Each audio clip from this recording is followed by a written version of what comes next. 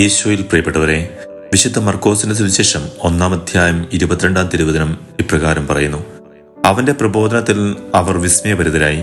കാരണം നിയമജ്ഞരെ പോലെയല്ല, അധികാരമുള്ളവനെ പോലെയാണ് അവൻ പഠിപ്പിച്ചത്. ജ്ഞാനസ്നാനം സ്വീകരിച്ച ശേഷം ഈശോ തന്റെ ദൗത്യം ആരംഭിക്കുന്നതായി നാം വചനത്തിൽ കാണുന്നുണ്ട്.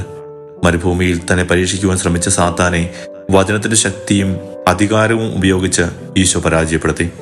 തന്റെ അടുക്കിലേക്ക് വന്ന രോഗികളെ സുഖപ്പെടുത്തുവാനും, പിശാചി ബാധിതർക്ക് അതിൽ നിന്ന് വിടുതൽ നൽകുവാനും, പാപികൾക്ക് മോചനം നൽകുവാനും, അടിച്ചമർത്തപ്പെട്ടവർക്കും ബന്ധിതർക്കും സ്വാതന്ത്ര്യം നൽകുവാനും, പ്രകൃതി ശക്തികളെ പോലും ശാസിച്ച് നിയന്ത്രിക്കുവാനും ഈശോയ്ക്ക് ദൈവശക്തിയും അധികാരവും ഉണ്ടായിരുന്നു. സ്നേഹമുള്ളവരെ, നമ്മുടെ ജീവിതത്തിലും ത്രിത്വേക ദൈവത്തിന്റെ സാന്നിധ്യവും സഹവാസവും ഉണ്ടെങ്കിൽ ഈ ലോകത്തിന്റെ തിന്മകളെ നാം ഭയപ്പെടേണ്ടതില്ല.